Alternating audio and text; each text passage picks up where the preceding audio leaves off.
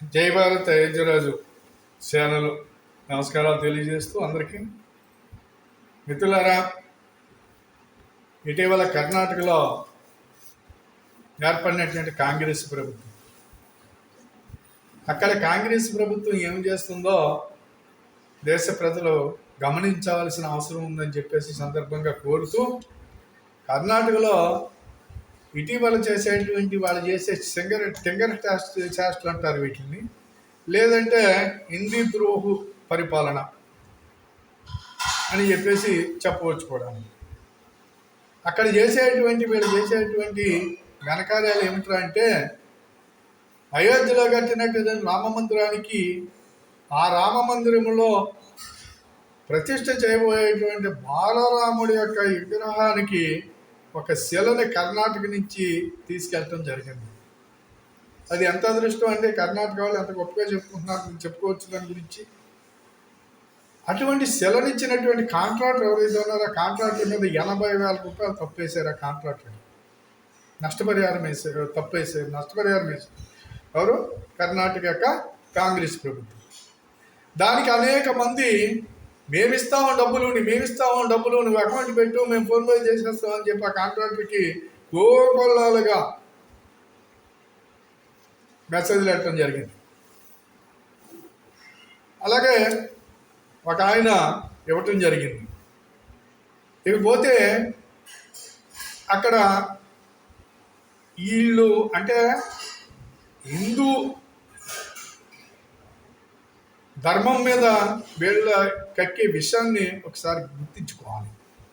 లేకపోతే కర్ణాటక దగ్గర మాన్యం అనే జిల్లా అనేటువంటి ఏరియాలో ఒక పెద్ద స్తూపం మీద హనుమంతుడి యొక్క జెండా ఎగరేస్తే, ఆ జెండా ఎగరేసినందుకు కానీ జెండా తీసేసి వీళ్ళు అక్కడ మామూలుగా జెండా ఎగరేసిన వాళ్ళ మీద కేసులు పెట్టడం జరిగింది.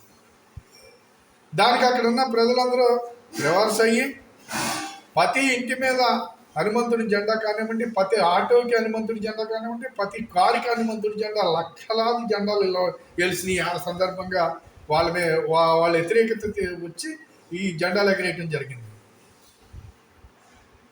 అంటే వీళ్ళకి ఇది ఒక విషయం. ఇది రెండో విషయం.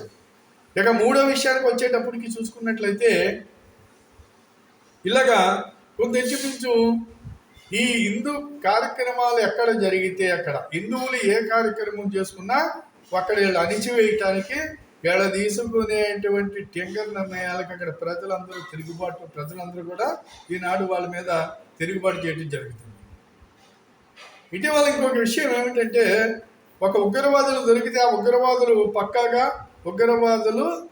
వీళ్ళ ఉగ్రవాదులను నిరూపించి పట్టుబడ్డటువంటి ఉగ్రవాదులు దొరికితే ఇద్దరు ఆ ఉగ్రవాదుల్ని అనుమానాస్పద పద్ధతిలో అరెస్ట్ చేయమని చెప్పేసి అక్కడున్న ప్రభుత్వం రికమెండ్ చేసింది.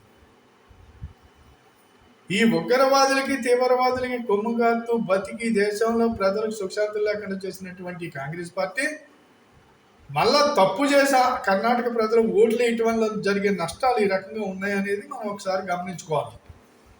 ఇకపోతే ఈ మధ్యలో ఎక్కడంటే మీకు బెంగళూరులోని సిద్ధన్న లేఅవుట్ అనేటువంటి ఏరియాలో అక్కడ ఒక షాపులో ఆ షాపు యొక్క యజమాని హనుమాన్ చాలీసా క్యాసెట్ పెట్టుకుని చిన్నగా ఇంటూ అతనికి వినబడేలాగా రోజు పెట్టుకుంటాడు. అలాగే పెట్టుకుంటే కొంతమంది ముస్లిం యువకులు అక్కడికి వచ్చి ఆ యొక్క కుర్రోడి మీద దాడి చేయటం జరిగింది. నువ్వు దాన్ని వేయటానికి వీల్లేదు, నువ్వు ఎందుకు వేసావు అని చెప్పి. అయితే ఆ కుర్రవాడిని పడవేసి కొట్టడం ఇవన్నీ జరిగిన తర్వాత అక్కడ చుట్టుపక్కల వాళ్ళు అందరూ రావటం, ఈ కుర్రవాడిని కేసు పెట్టడం, అందరూ మద్దతు తెలపటం. అక్కడ తర్వాత ఆ కుర్రవాడిని అరెస్ట్ చేయటం మానేసి, అరెస్ట్ కానివ్వకుండా వాళ్ళని అలాగే వదిలేస్తే ఆ కేసు కూడా తీసుకోవట్లేదు పోలీసు వాళ్ళు. ఎప్పుడైతే ప్రజాగాలం వినిపించిందో ప్రజలందరూ ఈ సపోర్ట్కి వెళ్ళారు పిల్లవాడికి, అక్కడ ఉన్నటువంటి సాఫ్ కుర్రవాడికి, అప్పుడు ఈ కేసు తీసుకోవడం జరిగింది అక్కడ పోలీసులు. అసలు హనుమాన్ చాలీసా అక్కడ వినిపించుకుంటే ఎవడు అసలు ఆ కొట్టులోకి వెళ్ళడానికి ఎవడు అసలు వీడు?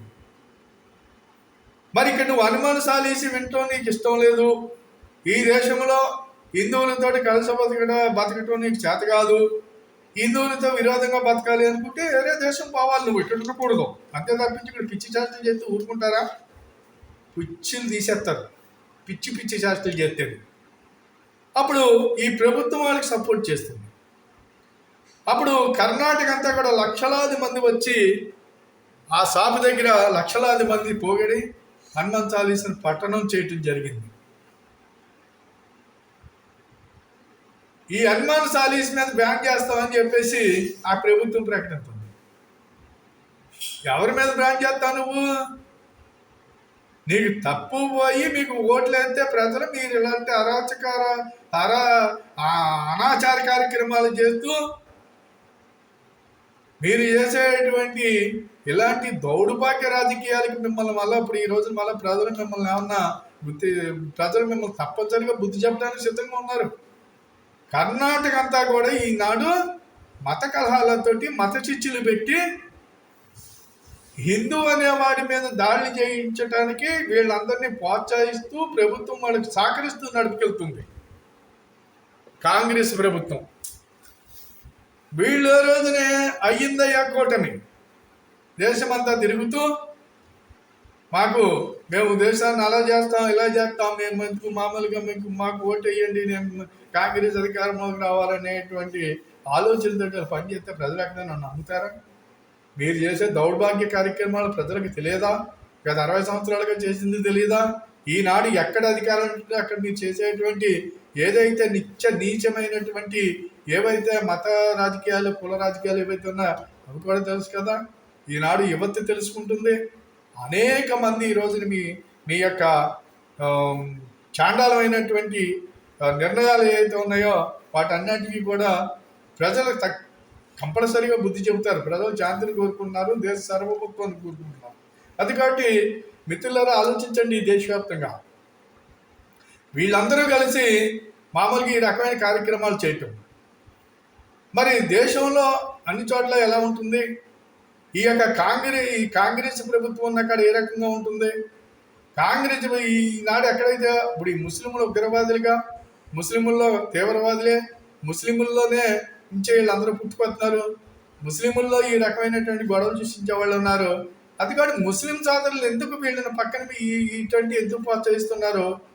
ఈ దేశంలో ముస్లింలు ప్రపంచంలో ఎక్కడా లేనటువంటి శాంతియుతంగా జీవించేటువంటి దేశం ఏదైనా ఉంది అంటే భారతదేశమే కదా. అది కాదు ఇప్పుడు ఇలాంటి పిచ్చి పిచ్చి చేష్టలు చేయకూడదు. ఆఫ్ఘనిస్తాన్లో ఉంది అంతా ముస్లింలే, అక్కడ ఉన్నటువంటి మిగతా వాళ్ళందరినీ తవిరేచారు, చంపేశారు, పడేశారు. దాని గురించి ఎవడో మాట్లాడు. మరి అక్కడ ముస్లింలే కలిసి బతకలేరు అని ముస్లిం దేశాల్లో చూసినట్లయితే అక్కడ ఉండేటువంటి తీవ్రవాదం, ఏర్పాటువాదం, ముస్లింలు, సుయ్యాలు, చిన్నీలు వాళ్ళు కొట్టుకుంటూ అన్ని మనకు తెలుసు. ఇవన్నీ చూస్తామండి. ఈ దేశంలో సురక్షితంగా జీవిస్తూ ఇక్కడ హిందూ సమాజం మీద దేశం కక్కాలని, భారతీయ జనతా పార్టీ మీద దేశం కక్కాలని ఇలాంటి కార్యక్రమాలు చేస్తే కనుక మీ మనుగడ ఉండదు. దయచేసి ఇలాంటి కార్యక్రమాలు చేయొద్దు. ఇలాంటి రాజకీయ నాయకుల మాటలు కూడా వినొద్దని చెప్పేసి ఏదైతే మత నాయకులు, కుల నాయకులు వాళ్ళ పబ్బం కలుపుకోవడానికి చేస్తున్నారో ఇలాంటివన్నీ నమ్మొద్దని చెప్పేసి అందరూ జాగ్రత్తగా ఆయా ప్రాంతాల్లో అందరూ కలిసి జీవించడానికి, అన్నదమ్ములుగా జీవించుకుంటూ ముందుకెళ్ళటానికి మంచి ప్రభుత్వం కావాలి. మనకి మంచి భవిష్యత్తు, భావితరాల భవిష్యత్తు ఉండాలి, దేశ గౌరవం నిలబడాలి అనేటువంటి దాని మీద జాతీయ భావాలతోటి జాతీయత మీద దృష్టి పెట్టి అందరూ ఆలోచిస్తారని చెప్పి దేశ యొక్క నాతో సమానమైన ప్రజలందరికీ కూడా నమస్కారాలు తెలియజేస్తూ భారతీయుడిగా జీవిద్దాము, భావితరాలకి బాటలేసుకుందాము అని చెప్పేసి మీ అందరినీ కోరుతూ సెలవు తీసుకుంటున్నాను. జై భారత్, జై హింద్. ఈ వీడియో 10 మందికి షేర్ చేయండి. మీరు నా వీడియోని సబ్స్క్రైబ్ చేసి నాకు సపోర్ట్గా కావాలని చెప్పేసి మీ అందరినీ కోరుతూ సెలవు తీసుకున్నాను. జై భారత్, జై హింద్.